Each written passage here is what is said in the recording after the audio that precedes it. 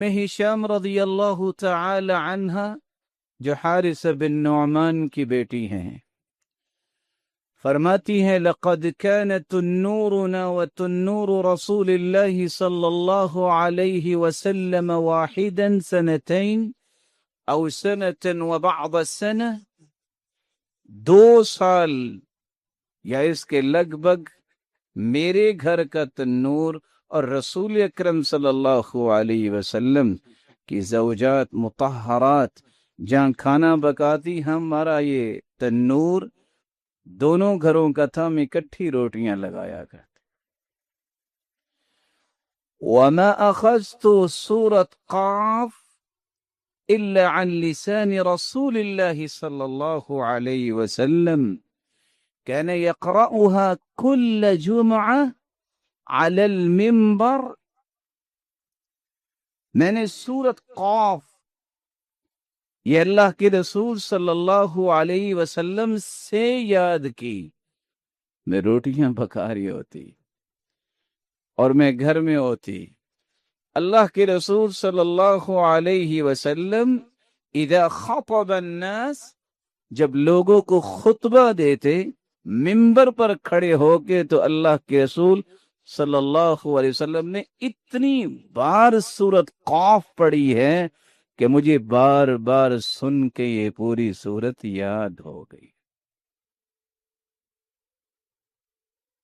واصل ابن اسقع رضی اللہ تعالی عنہ روایت کرتے ہیں، كان رسول اللہ صلی اللہ علیہ وسلم يقرأ بقاف والقرآن المجید في الفجر ونحوها۔ آپ صلی اللہ علیہ وسلم کا معمول یہ تھا کہ آپ صبح کی نماز میں سورت قاف اور اسی طرح کی صورتیں پڑھا کرتے تھے۔ صحابی روایت کرتے ہیں رسول اللہ صلی اللہ علیہ وسلم نے فرمایا اعطیت مکان التوراة السبع الطوال، اللہ ذوالجلال نے تورات کی جگہ پہ مجھے 7 لمبی صورتیں عطا کی ہیں۔ وَأُعْطِيتُ مَكَانَ الْإِنْجِيلِ الْمَثَانِي، اور انجیل کی جگہ پہ مجھے بار بار پڑھی جانے والی آیات عطا کی ہیں۔ وَفُضِّلْتُ بِالْمُفَصَّلِ، اور مجھے فضیلت عطا کی گئی ہے مفصل صورتوں کے ساتھ، اور مفصلات جہاں سے صورتیں شروع ہوتی ہیں ان میں سے پہلی سورت قاف ہے۔ سیدنا عمر رضی اللہ تعالی عنہ سوال کرتے ہیں ابو واقد اللیثی رضی اللہ تعالی عنہ سے، ما كان رسول اللہ صلی اللہ علیہ وسلم يصلي الاضحى والفطر؟ اچھا یہ بتاؤ اللہ کے رسول جب عید الاضحیٰ اور عید الفطر کی نماز پڑھاتے تو کون سی صورتیں پڑھتے تھے؟ تو صحابی ابو واقد اللیثی بیان کرتے ہیں كان يقرأ بقاف والقرآن المجید، اور دوسری صورت اقتربت الساعة وانشق القمر، یہ دونوں عید الاضحیٰ اور عید الفطر میں یہ صورتیں بھی پڑھا کرتے تھے۔ ہم عموماً سورۃ الاعلی اور سورۃ الغاشیہ ہی سنتے پڑھتے۔ السنن مہجورہ، کتنی سنتیں ایسی جو چھوٹ گئیں سستی کی وجہ سے، کاہلی کی وجہ سے، بے توجہی کی وجہ سے۔ آج وقت ہے کہ اس ہستی کی ایک ایک سنت کو زندہ کیا جائے، اور جو اللہ کے رسول کی سنت سے جتنا پیار کرتا ہے وہ اللہ کے ہاں اتنا ہی مقام رکھتا ہے۔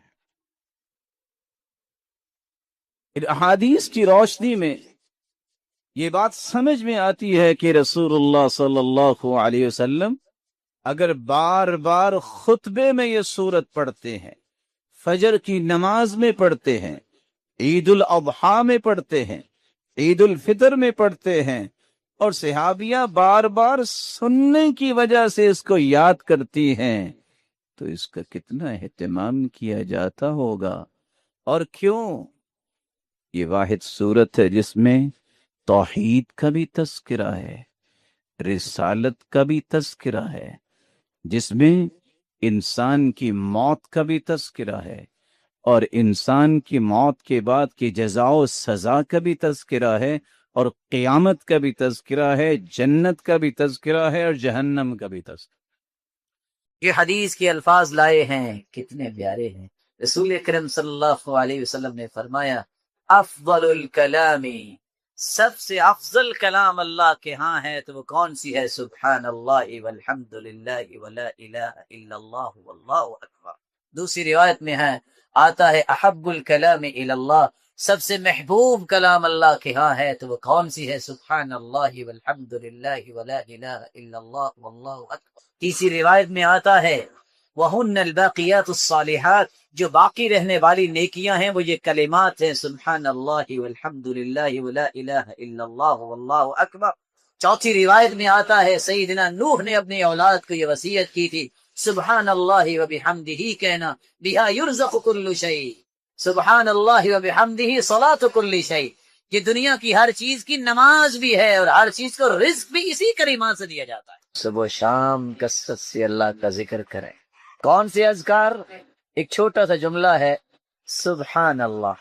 حدیث کہتی ہے کہ اگر کوئی شخص 100 مرتبہ سبحان اللہ کہہ دے، اللہ اسے 100 غلام آزاد کرنے کا اجر عطا کر دیں گے۔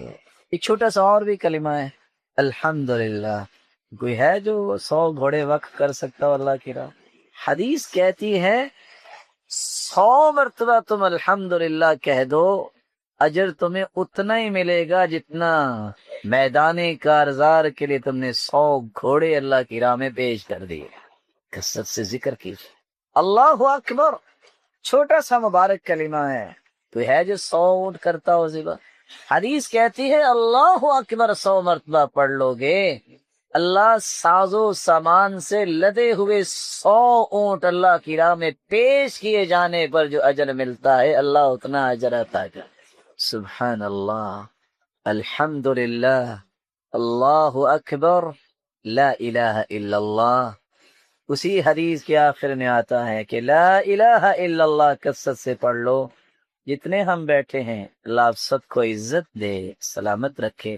آپ ساری زندگی بھی سجدے میں پڑے رہیں تو زمین و آسمان کا خلا نیکیوں سے کیسے بھرے گا؟ 100 مرتبہ جو لا الہ الا اللہ پڑھ لیتا ہے اللہ زمین و آسمان کا خلا اس کے لیے نیکیوں سے بھر دیتے ہیں۔ ویسے آپ تھوڑا سا غور کریں، سبحان اللہ، الحمدللہ، اللہ اکبر، لا الہ الا اللہ، تکبیر کیا ہے؟ اللہ اکبر، اللہ اکبر، لا الہ الا اللہ، واللہ اکبر، وللہ الحمد۔ وہی 4 کلمے، وہی 4 کلمے ہیں جن کی آج اہمیت مسلمان سمجھتا نہیں۔ اتنا بڑا یہ ربانی پیکج ہے، اللہ ہم سب کے نصیب میں فرمائے عمل کرنے کا۔ زندگی کے کٹھن حالات میں اگر 3 کلمات آپ کو نہ بھولیں تو تمہارا رب تمہیں نہیں بھولے گا۔ حسبی اللہ ونعم الوکیل، حسبی اللہ ونعم الوکیل، یا حی یا قیوم برحمتک استغیث، استغفر اللہ، چھوٹا سا کلمہ ہے استغفر اللہ۔ من لازم الاستغفار جعل اللہ له من كل هم فرجا ومن كل ضيق مخرجا ورزقه من حيث لا يحتسب۔ استغفر اللہ چھوٹا سا کلمہ ہے، جو یہ کہہ دیتا ہے اللہ سختیوں سے نکلنے کا راستہ بنا دیتے ہیں، ہر مشکل کو آسانی میں بدل دیتے ہیں، اور وہاں سے اللہ عطا کرتے ہیں جہاں انسان نے کبھی سوچا نہیں ہوتا۔ میں اتفاق سے کراچی درس پہ گیا، جو ہی ہم گاڑی سے اترے، حالات بھی کراچی کے ویسے ہی ہیں، اللہ تعالیٰ مہربانی فرمائے، تو ایک شخص کہتا ہے مولانا میں آپ کے ساتھ جانا چاہتا ہوں۔ ساتھی پریشان ہو گیا کہ یہ کون ہے جو کہہ رہے، کہتے بس 2 منٹ مجھے دیجیے، یہ میرے استغفار کی گاڑی ہے۔ کیا مطلب؟ کہتے یہ میرے استغفار کی گاڑی ہے۔ میں نے کہا میں سمجھا نہیں۔ کہا میں نے درس سنا تھا استغفار پہ، میں نے 25,000 جمع کیا تھا کہ کوئی کام کروں گا، جس کو میں نے دیا وہ لے کے بھاگ گیا۔ میں نے وضو کیا اور مسجد میں بیٹھ گیا، میں نے استغفار شروع کر دیا، میں نے 1000 مرتبہ استغفار کیا۔ اچانک سے ایک شخص آیا، کہتا تم کہاں تھے؟ میں تمہیں ڈھونڈ رہا تھا، بیٹھو میرے ساتھ۔ اور مجھے گاڑی پہ بٹھا کے لے گیا اور میرے نام کی گاڑی نکلوا کے کہتا ہے پیسے بعد میں دیتے رہنا۔ کہتا ہے 6 مہینے ہو گئے ہیں گاڑی میرے پاس ہے، مجھے یہ بھی پتہ نہیں وہ بندہ کون ہے، تو یہ میرے رب نے میرے استغفار کی مجھے گاڑی دی۔ میں نے بہت کوشش کی مجھے پتہ ہی چل جائے کہ کون تھا، لیکن کچھ پتہ نہیں۔ وَيَرْزُقْهُ مِنْ حَيْثُ لَا يَحْتَسِبُ، اللہ وہاں سے عطا کرتے ہیں جہاں سے اس نے کبھی سوچا ہی نہیں ہوتا۔ جسے یہ پسند ہو کہ اس کی روزی میں کشادگی کر دی جائے اور اس کی زندگی میں برکت کر دی جائے، تو اس سے کیا مراد ہے؟ حدیث کے الفاظ ہیں من سرہ ان یمد لہ فی عمرہ ان یمد لہ فی رزقہ وان یوسع لہ فی رزقہ، جو شخص یہ چاہتا ہے ان ینسأ لہ فی عمرہ کہ اس کی عمر لمبی ہو جائے، ویوسع لہ فی رزقہ اس کا رزق زیادہ ہو جائے، اس کو چاہیے کہ صلہ رحمی کرے، رشتہ داروں سے اچھا سلوک کرے۔ سوال یہ ہے کہ موت کا وقت تو مقرر ہے تو اس میں اضافہ کیسے ہوگا؟ اس حدیث کی روشنی میں علماء نے 2 باتیں پیش کی۔ پہلی بات، زندگی لمبی ہونے کا مطلب یہ ہے کہ بابرکت بن جائے گی۔ رزق زیادہ ہونے کا معنی کیا ہے؟ کہ جتنا ہوگا اس میں برکت پیدا ہو جائے گی۔ اور برکت کیسی؟ میں ایک مثال دے دیتا ہوں۔ صحابی جابر رضی اللہ تعالیٰ عنہ نے دیکھا کہ رسول اللہ صلی اللہ علیہ وسلم کے اوپر بھوک کے آثار ہیں، پہچان جاتے تھے اس وقت صحابہ۔ آپ گئے اپنی بیوی سے کہتے ہیں لگتا ہے آج اللہ کے رسول صلی اللہ علیہ وسلم نے کھانا نہیں کھایا، تو میں ان کو لے کے آتا ہوں، کھانا بناؤ۔ جا کے فساررتہ فی اذنہ، چپکے سے کان میں کہا سرتاج رسول آج آپ کھانا ہمارے پاس کھائیے گا، کیونکہ بیوی نے یہ بتایا تھا کہ صرف بچوں کے لیے کھانا ہے۔ آپ نے کہا اچھا، ایھا الناس یا اہل الخندق ان جابرا قد صنع لکم سؤرا، آپ کے بھائی نے آج دعوت کی ہے، فہیا اہلا، آجو سارے۔ اور لوگ کتنے تھے؟ 1000۔ کتنے تھے؟ اللہ اکبر۔ جب وہاں پہنچے تو دیکھا یہ کیا، اب یہ چند روٹیاں کیسے پوری آئیں گی؟ آپ نے فرمایا جو آٹا ہے اس پہ کپڑا ڈال لو، بسم اللہ پڑھ کے شروع کرو، نادی الخبازہ، اور ایک روٹیاں پکانے والی اور بھی بلاؤ۔ کہا اللہ کے رسول صلی اللہ علیہ وسلم یہ تو میری بیوی پکا لے گی۔ کہا نادی الخبازہ، ایک اور بلاؤ۔ کیا ہوا؟ وہ آٹا لے کے روٹیاں پکاتی گئیں، صحابہ کھاتے گئے، سب نے کھا لیا اور ابھی تک کھانا بچا ہوا تھا۔ برکت کس نے دی؟ اس رب نے۔ برکت جب کسی مال میں آ جاتی ہے نا تو پھر میرے محترم معمولی مال بھی بہت زیادہ لگتا ہے۔ بے برکتی جب آئے تو کروڑوں کا مالک ہو تو وہ روتا ہی نظر آتا ہے۔ پتہ کیا کہے گا؟ پتہ نہیں کیا بنے گا، کیا بنے گا، زیادہ سے زیادہ قبر بنے گی، وہ تو بن کے رہنی ہے۔ آپ کیا سمجھتے ہیں کہ ایک انسان غموں سے ٹوٹ چکا، مصیبتوں سے چور ہو چکا، گردن جھک گئی، قدم بوجھل ہو گئے، سوچ آگے سفر کرنے سے اپنے ہاتھ کھڑی کر چکی، علاج کیا ہے؟ انزائٹی ہے، ڈپریشن ہے، نہ جانے کون کون سی بیماریوں نے گھیر رکھا ہے، ڈاکٹر کہتے ہیں لا علاج ہے، زبان سے یہ الفاظ ادا کرو، اللہم انی عبدک وابن عبدک وابن امتک ناصیتی بیدک۔ رسول اللہ صلی اللہ علیہ وآلہ وسلم کے صحابی ہیں، ان کا نام ہے عثمان بن ابی العاص۔ عثمان بن ابی العاص رضی اللہ تعالیٰ عنہ کہتے ہیں یا رسول اللہ صلی اللہ علیہ وسلم ان الشیطان قد حال بینی وبین صلاتي وقراءتي، شیطان میری نماز اور میری قرات میں حائل ہو جاتا ہے۔ جب میں نماز شروع کرتا ہوں تو طرح طرح کے خیالات آنے شروع ہو جاتے ہیں، اچھا بھی تو وہ کام رہتا تھا، اچھا بھی تو وہ کرنا تھا۔ اور ہو سکتا ہے کہ اللہ نہ کرے آپ کے ساتھ بھی کبھی ایسا مسئلہ ہو، سچ سچ بتانا۔ اللہ کے رسول میں کیا کروں؟ تو آپ صلی اللہ علیہ وسلم نے فرمایا فَإِذَا أَحْسَسْتَ، اگر نماز کے اندر آپ کو کوئی تخیلات کی وادی میں لے جائے شیطان کہ یہ کام ہے اور فلاں کام ہے، تو تم 3 کام کیا کرو۔ کتنے کام؟ پہلا کام وَتْفُلْ عَلَى يَسَارِكَ ثَلَاثًا، آپ قیام میں کھڑے ہیں، آپ رکوع میں ہیں، آپ سجدے میں ہیں، کچھ سمجھ نہیں آ رہی کہ میری کتنی رکعتیں ہوئیں، کچھ سمجھ نہیں آ رہی کہ میں کیا پڑھ رہا ہوں، اور آپ کسی اور خیالات میں چلے گئے ہیں۔ جس حالت میں ہیں اپنے چہرے کو معمولی سا لیفٹ سائڈ پہ موو کرو اور پھر 3 مرتبہ تھتکار دو۔ 3 مرتبہ آپ تھتکاریے۔ کیسے؟ آپ قیام میں ہیں، معمولی سے لیفٹ کیجئے، 3 مرتبہ تھتکاریے، اور تیسرا کام یہ لفظ پڑھیے اعوذ باللہ من खिंजब। आप पसंद करेंगे कि हम मिलके पढ़ लें? अऊज़ु बिल्लाहि मिन खिंजब। रसूल अकरम सल्लल्लाहु अलैहि वसल्लम ने फरमाया, ये शैतान है जिसका नाम है खिंजब। इसका काम ये है कि नमाज में इंसान के ख्यालात को इधर उधर ले जाता है। सिहाबी कहते हैं, फफ़अलतु ज़ालिका फ़अज़हबहु अल्लाहु अन्नी, मैंने ये इलाज किया, फिर जिंदगी में मुझे कभी नमाज में ख्याल नहीं आया। अल्लाह ताला ने इस मुसीबत को मुझसे दूर फरमा दिया। और तो इंसान को जिंदगी में कभी भी परेशानी, दुख, मुसीबत, बीमारी आए तो उसकी कितनी वजह होती है? नंबर 1, दुख, मुसीबत और बीमारी और परेशानी का सबसे पहला सबब जो है वो ये है कि मेरे और आपके हाथों की कमाई सामने आती। गुनाह कर बैठे, गलती हो गई, भूल हो गई, सुस्ती हो गई, अल्लाह ताला की नाफरमानी हो गई, तो इस गुनाह की शामत पड़ती है, उसकी नहूसत पड़ती है दुख की शक्ल में, मुसीबत की शक्ल में, बीमारी की शक्ल में, परेशानी की शक्ल में। अल्लाह अज़्ज़ल जलाल कुरान मजीद में फरमाते हैं, वमा असाबकुम मिन मुसीबतिन फबिमा कसबत ऐदीकुम वयअफू अन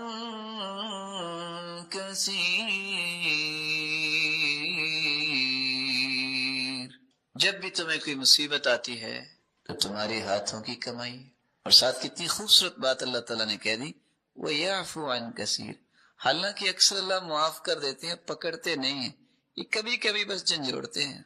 एक बंदे की कैपेसिटी ये है कि वो 2 रोटियां खाएगा, अगर उसको नहीं समझ आई वो 6 रोटियां खा ले तो क्या बनेगा, क्या होगा? अब हॉस्पिटल में पहुंचा है, फूड पॉइजनिंग हो गई है, तो ना वो कचर पचर खाए, अपनी खुराक का ख्याल रखे। एक बंदे ने चोरी कर ली है, अल्लाह न करे, उस पे पाबंदी लग गई है कि फैसल टाउन नहीं आना। फैसल टाउन वालों का तो कोई गुनाह नहीं, ये चोरी ना करता, ना पाबंदी लगती। कोई भी परेशानी, मुसीबत, दुख इंसान को वारिद होता है तो उसका पहला सबब क्या है? हाथों की कमाई। मुसीबत, दुख, परेशानी और बीमारी का दूसरा सबब यह है, एक बंदा है तो नेक लेकिन मुसीबत में आ गया। सबब क्या है? असल में अल्लाह मालिकुल मुल्क उसके गुनाह माफ करना चाहते। हो सकता है कसरत अशगाल की वजह से उसे तौबा का मौका नहीं मिल रहा, साथ साथ कमी कुताई भी हो रही है, नेकियां भी कर रहा है, और इंसान से तो हर वक्त ही कमी कुताई होती है। इरशाद रब्बानी है, मा असाब मिन मुसीबतिन इल्ला बिइज़्निल्लाह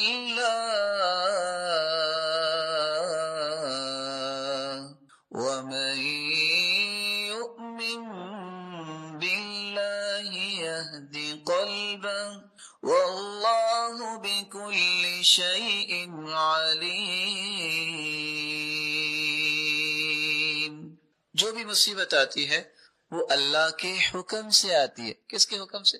अल्लाह के हुक्म। और अल्लाह का हुक्म क्यों होता है? सही बुखारी, सही मुस्लिम की रिवायत है, मा युसीबुल मुस्लिम मिन नस्बिन वला वसबिन वला हम्मिन वला हज़न वला गम हत्ता शौका युशाकुहा इल्ला कफ़र अल्लाहु बिहा मिन खताया। इंसान को कोई दुख आए, कोई गम आए, कोई बीमारी आए, कोई फिक्र लाहिक हो, या थकावट ही हो जाए, या उसके पांव में कांटा छुप जाए, मालिकुल मुल्क इन सब चीजों के बदले उसके गुनाहों को माफ कर देते। तीसरा सबब जिससे दुख, परेशानी और मुसीबत और बीमारी आती है, इरशाद रब्बानी है, ये दरजात की बुलंदी के लिए कोई मुसीबत आती है। मा असाब मिन मुसीबतिन फिल अर्दि वला फी अनफुसिकुम इल्ला फी किताब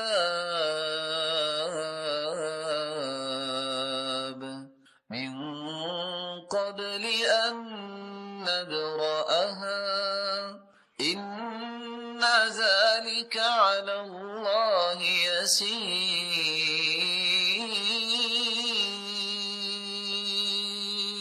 आसमानों और जमीनों में जो मुसीबत जाहिर होती है وہ اصل میں اللہ نے لوح محفوظ میں لکھی ہوئی ہے. اللہ نے لکھ دی ہے کہ یہ مصیبت آئے گی. لکھا کیوں ہے؟ رسول اکرم صلی اللہ علیہ وسلم نے وضاحت فرمائی ہے. ایک انسان کا اللہ نے مقام اور منزل طے کر دی ہوتی ہے. انسان کا عمل اسے وہاں تک پہنچانے کے قابل نہیں ہوتا. اللہ اسے معمولی مصیبتیں دیتے رہتے ہیں جو اسے پسند تو نہیں آتی. کیوں دیتے ہیں؟ تاکہ اس کا بندہ جنت کے اس درجے پر پہنچ جائے. یہ سلسلہ صحیحہ کی روایت ہے 1599. کی زبان سے نکلے کلمات جو ہیں اللہ اس کی قدر کرتے ہیں اور نکلے ہوئے کلمات پہ سزائیں بھی ملتی ہیں. رسول اکرم صلی اللہ علیہ وآلہ وسلم نے صحابہ کرام کو یہ بات سکھائی تھی. ایک صحابی کے استفسار پہ آپ نے کہا کہ درود زیادہ پڑھا کرو. حدیث لمبی ہے. صحابی نے یہ گزارش کی اگر میں درود ہی پڑھتا رہوں مجھے مانگنے کا کچھ وقت ہی نہ ملے تو پھر فرمایا اذا تکفی ہمک ویغفر لک ذنبک. میرے صحابی اگر تم کثرت سے درود پڑھتے رہو گے تو یاد رکھنا زندگی کے سارے غم دور ہو جائیں گے اور اللہ ذوالجلال تمہارے سارے گناہوں کو بھی معاف کروا دے. زبان سے کلمہ بولا ہے. رسول اللہ صلی اللہ علیہ وآلہ وسلم نے فرمایا ایک چھوٹا سا کلمہ ہے استغفر اللہ الذی لا الہ الا هو الحی القیوم واتوب الیہ رب اغفر وارحم وتوب علیہ انک انت التواب الرحیم. اللہم اغفر لی ذنبی. ان الفاظ میں سے جو الفاظ بھی آپ کو آسان لگے اگر آپ اپنی زبان پہ لے آئیں اور اگر سید الاستغفار آ جائے تو پھر تو اللہ کی رحمت ہی رحمت ہو جاتی ہے. اللهم انت ربي لا اله الا انت خلقتني وانا عبدك وانا على عهدك ووعدك ما استطعت اعوذ بك من شر ما صنعت ابوء لك بنعمتك علي وابوء بذنبي فاغفر لي فانه لا يغفر الذنوب الا انت. رسول اکرم صلی اللہ علیہ وسلم کا فرمان سنیے من لزم الاستغفار جعل الله له من كل هم فرجا ومن كل ضيق مخرجا ورزقه من حيث لا يحتسب. جو کثرت سے استغفار کرتا ہے اللہ ذوالجلال اس کی مصیبتوں کو خوشیوں میں تبدیل کر دے. اس کی تنگی کو آسانی میں بدل دیتے ہیں اور اللہ ذوالجلال اسے وہاں سے عطا کرتے ہیں جہاں سے اس نے کبھی گمان ہی نہیں. اور اگر سید الاستغفار صبح کو پڑھ لے موقنا بہا یقین کرتے ہوئے تو رسول کائنات کی یہ خوشخبری ہے اگر وہ مغرب سے پہلے فوت ہو جاتا ہے دخل الجنہ یہ شخص جنت میں جائے گا. اور اگر مغرب کے وقت شام کو پڑھ لیتا ہے فمات قبل ان یصبح صبح سے پہلے فوت ہو جاتا ہے تو یہ شخص جنتی ہے. جس شخص کا عقیدہ درست ہے فرائض کی پابندی کرتا ہے اس کلمے کو تو اس نے اختیار کر لیا لیکن اللہ جلال نے 24 گھنٹے کی خوشخبری اپنے پیغمبر کی زبان اثر سے اسے سنا. زبان سے نکلے کلمات کی وجہ سے زندگی میں روشنی آتی ہے یا تاریکی آتی ہے. اچھے کلمات انسان بولتا ہے زندگی پر رونق بن جاتی. اللہم انی عبدک وابن عبدک وابن امتک ناصیتی بیدک ماض فی حکمک عدل فی قضاؤک اسألک بکل اسم هو لک سمیت به نفسک او انزلته فی کتابک او علمته احدا من خلقك او استأثرت به في علم الغيب عندك ان تجعل القرآن العظيم ربيع قلبي ونور صدري وجلاء حزني وذهاب همي. سید المرسلین کا فرمان ہے جو اتنے الفاظ زبان پہ لے آئے زندگی کا کوئی بھی غم ہو اللہ ذوالجلال اس غم کی جگہ پہ خوشی کو لے آتے. الا ابدلہ اللہ مکانہ فرحا اللہ اس غم کو دور کر کے اتنی خوشی عطا کر دیتے ہیں. صحابی نے فٹ سوال کیا اللہ کے رسول اس کا مطلب ہے یہ تو ہمیں سیکھنا چاہیے. فرمایا ينبغي لمن سمعها ان يتعلمها ہاں جس نے کبھی یہ بات سن لی وہ اس کو ضرور سیکھے اور یاد کرے تاکہ غموں کو اپنی زندگیوں سے دور کر سکے. رسول اللہ صلی اللہ علیہ وسلم نے فرمایا من اصابه غم او ہم او سقم او شدہ کسی کی زندگی غموں میں فکروں میں یا کسی سختی میں چلی گئی بیماریوں میں گر گئی. طاقت کتنی ہے زبان سے نکلنے والے الفاظ کی جب وہ اللہ کی رضا کے لیے کہے جائیں اور اتنا کہہ دے اللہ ربی لا شریک لہ. اتنے الفاظ وہ کہہ دے اللہ اس کا غم فکر بیماری اور وہ سختی اس سے اللهم اكفني بحلالك عن حرامك واغنني بفضلك عمن سواك. سیدنا علی رضی اللہ تعالی عنہ بیان کرتے ہیں ایک شخص قرض سے بہت پریشان، تو آپ صلی اللہ علیہ وسلم نے فرمایا لو كان عليك مثل جبل صغير دينا اذهبه الله عنك. اگر صغیر پہاڑ جتنا بھی تجھ پہ قرض ہے، یہ کلمات اپنی زبان پہ لے آؤ، اللہ اس قرض کو دور فرما. عبادت کا انسانی زندگی پہ اثر ہے، یہ صرف آخرت کے لیے نہیں ہم کرتے. رسول اللہ صلی اللہ علیہ وسلم نے فرمایا دعاء ذی النون لا الہ الا انت سبحانک انی کنت من الظالمین لم يدع بها قط الا استجاب اللہ لذلك. زندگی کے کسی پریشانی میں اگر کوئی ایک کلمہ پڑھ لے لا الہ الا انت سبحانک انی کنت من الظالمین لم يدع بها رجل قط الا استجاب اللہ لذلك، جب بھی یہ کلمات اپنی زبان پہ لائے اور دعا کر دے، اللہ ذوالجلال اس کی دعا کو رد نہیں. رسول اکرم صلی اللہ علیہ وآلہ وسلم نے صحابہ کرام کو جو اس زاویے میں رہنمائی اور تربیت دی ہے، وہ میرے اور آپ کے لیے بہت ضروری ہے. مجھے اور آپ کو یہ سمجھنا چاہیے کہ بیماری یا انسان کو کوئی دکھ اور غم آتا ہے، اس کا مقصد کیا ہوتا ہے.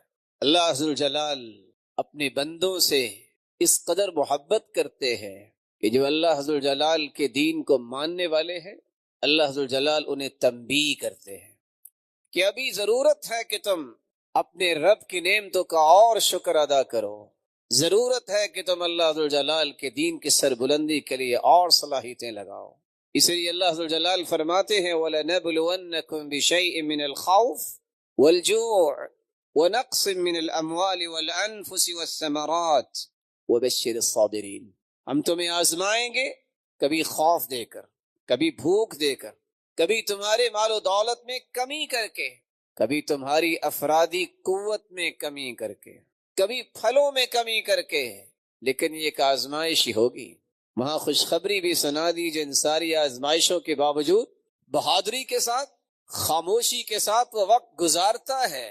اللہ ذوالجلال نے اس کے لیے بہت ساری خوشخبریاں رکھی. وَبَلَوْنَاهُمْ بِالْحَسَنَاتِ وَالسَّيِّئَاتِ لَعَلَّهُمْ يَرْجِعُونَ.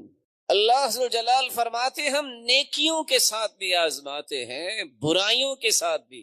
اور مقصد کیا ہوتا ہے؟ پلٹ آؤ، آ جاؤ پلٹ کے اپنے رب کی طرف. رسول اکرم صلی اللہ علیہ وآلہ وسلم نے ایک دوسرا سبب بھی بیان کیا ہے. یہ حکمت اور مقصد ہے. ما يصيب المسلم من نصب ولا وصب ولا هم ولا حزن ولا أذى ولا غم حتى الشوكة يشاكها إلا كفر الله بها من خطاياه ولا سقم. انسان کو کوئی بھی بیماری لاحق ہو، غم لاحق ہو، فکر لاحق ہو، کوئی تکلیف پہنچے یا اس کے پاؤں میں کانٹا چھپ جائے، اگر اس پر بھی صبر کرتا ہے تو رب تعالیٰ اس کے گناہوں کا اس بیماری اور تکلیف کو کفارہ بنا دے. رسول اللہ صلی اللہ علیہ وآلہ وسلم نے ایک تیسری حکمت بیان کی ہے. سنن نبی داود کی روایت ہے ان العبد اذا سبقت له من اللہ المنزلہ لم يبلغها بعمله ابتلاه الله في جسده او في ماله او في ولده ثم صبره على ذلك حتى يبلغه المنزلة التي سبقت له من الله سبحانه وتعالى. اللہ ذوالجلال جب اپنے کسی بھی بندے کو ایک بلند مقام عطا کرنا چاہتے ہیں اور اللہ نے لکھ دیا کہ اس کو بلند مقام نصیب ہوگا، ثم لم يبلغها بعمله، لیکن اس کے عمل میں کوتاہی ہوتی ہے، اتنے اعمال نہیں کرتا جتنے اعمال اسے کرنے چاہیے. ابتلاہ اللہ فی جسدی او فی مالی او فی ولدی. تو تین طرح کی آزمائشیں اللہ ذوالجلال دیتے ہیں. اس کے جسم میں کوئی پریشانی آ جاتی ہے، اس کو مالی پریشانی کا سامنا ہوتا ہے، اس کو اولاد کی پریشانی کا سامنا ہوتا ہے. ثم صبرہ علی ذلک، اس کو کوئی معمولی سی بیماری بھی آئے اس پہ بھی وہ صبر کرتا ہے، مالی پریشانی آئے اس پہ بھی صبر کرتا ہے، اور اپنی اولاد کی پریشانی پر بھی صبر کی توفیق اللہ جلال اسے عطا کرتے ہیں. کب تک؟ حتى يبلغه المنزلة التي سبقت له من الله سبحانہ وتعالی، یہاں تک کہ اللہ ذو الجلال اس بلند درجے اور مقام تک اسے پہنچا دیتے ہیں اس صبر کی وجہ سے۔ یہاں یہ دوسری بات بھی سمجھنا ضروری ہے، جہاں اللہ ذو الجلال نے کسی بھی بیماری میں حکمتیں رکھی ہیں، وہاں مومن کی بیماری کے ایک نہیں 10 فوائد ہیں۔ سب سے پہلا فائدہ یہ ہے، من یرید اللہ بہ خیرا یصب منہ، صحیح بخاری کی روایت ہے، اللہ ذو الجلال جب کسی کے ساتھ خیر اور بھلائی کا ارادہ کرتے ہیں اسے کسی آزمائش میں مبتلا کر۔ بندہ مومن جس کو اللہ نے ایمان کی دولت سے نوازا ہوتا ہے، وہ اللہ کے ہر فیصلے کو اپنی عقل سے زیادہ پیار کرتا ہے۔ دیکھیے سعد رضی اللہ تعالی عنہ، جن کی دعا کو اللہ ذو الجلال رد نہیں کرتے تھے، جب آخری عمر میں ان کی آنکھیں، ان کی روشنی ختم ہو گئی تو لوگ کہتے تھے دعا کرو، وہ کہتے تھے قدر اللہ خیر من بصری، میرے رب کا فیصلہ مجھے میری آنکھوں سے زیادہ اچھا لگتا۔ رسول اللہ صلی اللہ علیہ وآلہ وسلم نے اس لیے فرمایا کہ جب انسان کے ساتھ اللہ ذو الجلال خیر اور بھلائی کا ارادہ کرتے ہیں تو پھر اسے کوئی چھوٹی آزمائش میں مبتلا کرتے ہیں، اور یہ اللہ ذو الجلال کی محبت کا ایک اظہار ہے کہ اللہ ذو الجلال اس سے پیار کرتے ہیں اور اسے اپنے اور قریب کرنا چاہتے ہیں۔ اللہ ذو الجلال کی محبت کی نشانی ہے، ان اللہ اذا احب قوما ابتلاهم، اللہ جس قوم سے محبت کرتے ہیں انہیں آزماتے ہیں۔